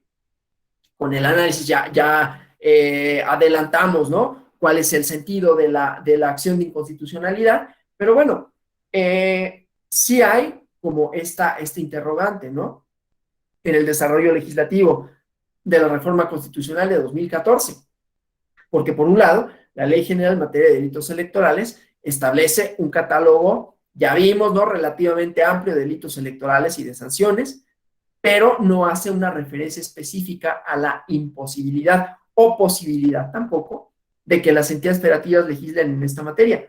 Se hace distribución de competencias y facultades para investigación y persecución y la sanción de los delitos electorales, ¿no? Vamos a eso. ¿Qué es lo que tenemos aquí? Bueno, aquí voy a poner, es que luego se me traba la computadora si lo pongo bien. No sé por qué en realidad, ¿no? Pero aquí sí me interesa que veamos, ¿no? O sea, aquí sí se establece, supongo que lo vieron con Daniel Díaz Cuevas, pero de todas maneras, ¿no? Aquí, por un lado, la coordinación, la distribución de competencias, pero que tiene que ver con la investigación, persecución y sanción de los delitos. Claro, con elementos propios de ámbitos espaciales, ¿no? Si son en procesos federales, pues ya, la autoridad federal, ¿no? Si son algunas de las reglas de competencia que prevé la Ley Orgánica del Poder Judicial de la Federación, cuando se trate de delitos en el extranjero, que se produzca o que pueda producir efectos en el territorio nacional, o que nacionales pero que tengan efectos en el extranjero, digamos, esas son como algunas de las restricciones, de manera tal que en todo lo que no está previsto aquí se puede entender que es competencia de los estados, de las entidades federativas, ¿no? Claro, está la posibilidad de facultad de abstracción cuando se trate de delitos conexos con delitos federales o cuando el Instituto Nacional Electoral ejerza sus facultades, ¿no? Las facultades de asumir la competencia para una elección, para organizarla, por diversas razones que contempla el Código Electoral, la Ley Federal de Instituciones y Procedimientos Electorales, y entonces ahí habrá competencia de la autoridad federal, ¿no? Y cuando no se establezca, por excepción, la competencia para la federación, pues será competente las entidades federativas. Ahora, otros de las ideas con relación a esto, ¿no? Bueno, aquí faltan algunas de los componentes del artículo, ¿no? Pero la cooperación, la importancia que tiene la cooperación entre fiscalías, ¿no? Y los relaciones para el intercambio de datos, para estadísticas delictivas, ¿no? Esto lo voy a dejar aquí, nada más para decir, hay una confusión, bueno, había en un principio una confusión por estas fracciones constitucionales, porque lo que sí hacía, en todo caso, lo que sí hace la Ley General en materia de delitos electorales es distribuir competencias, pero esto no establece la competencia, distribuye competencias para la investigación de los delitos, pero no así para la legislación de los mismos. Sobre todo porque en el enunciado decía como mínimo, ¿no? Y entonces esto podría dejar la posibilidad abierta a las entidades federativas para que establecieran sus propios catálogos de delitos, ¿no? En los artículos transitorios del decreto que expide la Ley General en materia de delitos electorales, tampoco se encontró una respuesta, porque simplemente se señaló de manera genérica que en el decreto dice, se derogan, ¿no? Todas las disposiciones legales que se opongan al presente decreto. Y dice también que los congresos de los estados y la Asamblea Legislativa del Distrito Federal, que en ese entonces se llamaba de esa manera, procederán a hacer las reformas pertinentes en las leyes específicas para armonizarlas en lo conducente con la ley en un plazo no mayor a 6 meses a su entrada en vigor, ¿no? Entonces, parecería pues que hay dos opciones interpretativas para los operadores jurídicos, ¿no? Que la Ley General en materia de delitos electorales establece un catálogo único de delitos electorales que sea aplicable tanto en el ámbito federal como en el local, y por ende, las entidades federativas no tienen un papel o su papel es nulo en cuanto hacia la definición de los tipos penales electorales y sus sanciones. Esta opción interpretativa tiene la ventaja que se adscribe, que se ajusta al contenido literal del artículo 73, fracción 21, inciso A de la Constitución, pero deja sin efecto una parte del texto constitucional, que es lo que se dispone el inciso O que vimos, ¿no? De la fracción cuarta del 116, de manera tal que una opción interpretativa segunda, que hasta cierto punto puede ser preferible o no, ya veremos qué dice la Corte y por qué, ¿no? En principio yo diría, pues puede ser preferible, pero parte de la premisa en que es necesario armonizar en la medida de lo posible el contenido normativo de ambas disposiciones constitucionales.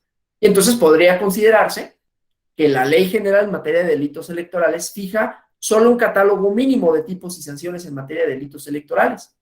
Este catálogo, si bien sería aplicable tanto en el ámbito federal como local, permitiría o esta interpretación, que las entidades federativas establecieran tipos penales y sanciones adicionales en sus respectivas legislaciones electorales locales. Podríamos pensar esto armonizaría de alguna forma el texto constitucional y tendría la ventaja de permitir que cada estado, que la Ciudad de México, fijara una política criminal adecuada, acorde a sus particulares circunstancias, ¿no? Claro, decantarse por alguna de las opciones interpretativas es importante y ya vamos a ver cuál es la interpretación que hace la Corte, que para todos los efectos, pero la que nos importa, ¿no? Porque después de la reforma de 2014, hubo distintas rutas en el ámbito legislativo, ¿no? Algunos congresos locales expresamente derogaron los delitos electorales que anteriormente contemplaban sus legislaciones locales. Es el caso de Michoacán, que reformó el Código Penal y derogó los artículos que contenían los delitos penales y sus sanciones, y estableció que en materia de delitos electorales, por lo que ve a los tipos penales y sanciones, la investigación, persecución y procesamiento se estaría lo dispuesto por la Ley General en materia de delitos electorales. Entonces, esta forma es compatible con la interpretación del catálogo único y del catálogo mínimo, pero otras legislaciones, y vamos a ver el caso de San Luis Potosí, optaron por otra ruta, que es más problemática, ¿no? En la Ciudad de México, también la legislación local optó en repetidas ocasiones por reformar el Código Penal para la Ciudad de México en los últimos años, pero dejó intocado el título 26º, relativo a los delitos contra la democracia electoral, ¿no? Entonces, en el Código Penal de la Ciudad de México se contemplan los tipos penales que no necesariamente corresponden con los que se contemplan en la Ley General en materia de delitos electorales. Entonces, en este tipo de casos, cada opción interpretativa genera un resultado distinto, ¿no? Si lo entendemos bajo la idea del catálogo único, habría que considerar que el decreto que expide la Ley General en materia de delitos electorales derogó todos los tipos penales electorales contemplados en el Código Penal para la Ciudad de México, para las entidades federativas, y la interpretación del catálogo mínimo llevaría a considerar que los tipos penales locales no se contraponen a los establecidos en la Ley General en materia de delitos electorales y que son normas vigentes y válidas en el ámbito local. Hay que tener presente, ¿no?, que el margen de actuación de las entidades federativas en materia de delitos electorales se redujo significativamente en la reforma de 2014. Inclusive la interpretación del catálogo mínimo solo permitiría que las constituciones y leyes electorales establezcan tipos penales adicionales a los contemplados en la Ley General en materia de delitos electorales, también atendiendo a la naturaleza jurídica de las leyes generales, ¿no? Y bueno, la libertad configurativa de las entidades federativas es más amplia, tratándose de faltas electorales que no son de naturaleza electoral, ¿no?, de ilícitos electorales, porque hay disposiciones constitucionales relevantes, ¿no?, que definen estos contornos de la libertad. En el inciso J, voy a volver a proyectar la Constitución en el artículo 116, pero ahora veamos el inciso J. Más déjenme llegar a para no cansarlos a ustedes con los avances de la... Ahora sí, déjenme dejar de compartir la presentación para compartir la Constitución. Ya vamos a terminar, para que haya todavía posibilidad de preguntas y respuestas. Nada más vamos a esto del inciso J.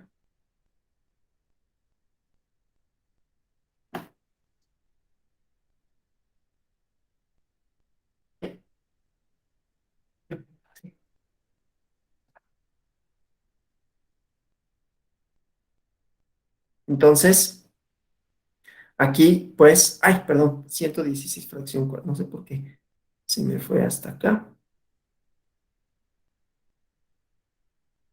Se perdió. Perdón.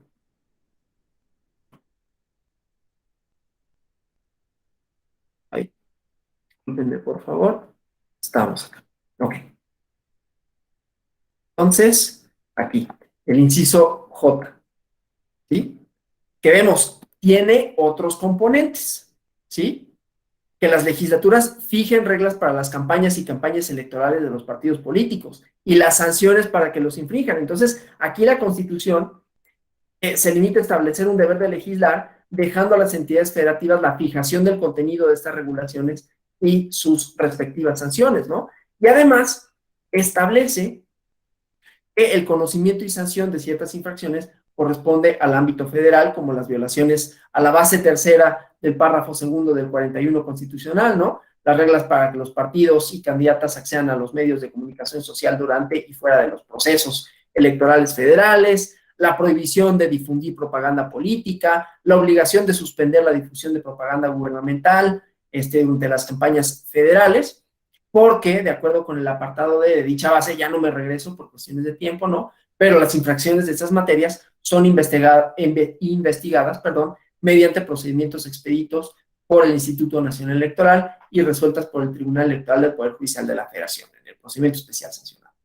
Bueno, vamos a continuar con esta controversia y con el análisis de la Ley General en materia, de la Ley General en materia de delitos electorales a la luz de las facultades de los congresos, cuando analicemos el día lunes 18 de abril, la controversia constitucional 291/2020. No sé si hasta aquí haya alguna otra pregunta, algún comentario. Tengo algo aquí en el chat, creo. Miren, aquí nos dice las responsabilidades de los servidores públicos que se sancionan, se sustancian de manera autónoma. Un cohecho sancionado por vía penal. Por la vía administrativa también podrá ser sancionado, sí, claro. Lo que pasa es que una cosa es cuando un ilícito tiene efectos en un ámbito, digamos, de aplicación, que sería administrativo. Puede seguirse un procedimiento administrativo que tenga una sanción administrativa, valga la redundancia, que pueda significar, por ejemplo, la destitución del cargo, la inhabilitación del funcionario público, pero esa misma conducta también puede actualizar tipos penales, de manera tal que se castigarían, aunque sean hechos similares, aunque sea la misma conducta, pero produce diversas consecuencias de derecho, ¿no? Y por lo tanto, no se trata de una misma penalidad, no se trata de imponer 2 veces una sanción porque son sanciones de naturaleza diversa. Endurece la prohibición de la sanción de... Ajá, claro, es que no son sanciones de la misma naturaleza, porque una es de naturaleza administrativa y la otra sería de naturaleza penal, ¿no? No sé si haya alguna otra duda con relación a lo hasta aquí expuesto. Si no lo hubiere, yo les agradezco mucho por su presencia, su participación, les deseo feliz fin de semana. El lunes tenemos la sesión para reponer la clase con Arturo Ramos, que habla de partidos políticos y su responsabilidad penal, ¿no? Respondiendo a la pregunta de si son sujetos y hasta dónde y por qué y en qué circunstancias de sanciones penales. Bueno, pues gracias. Nos vemos el día lunes 18 de abril para la segunda parte de esta sesión. Pues les deseo feliz descanso para quienes vayan a descansar en Semana Santa y pues nos vemos el lunes con un poquito más de pila, quizás renovados y renovadas. Muchas gracias de verdad y hasta el lunes 18.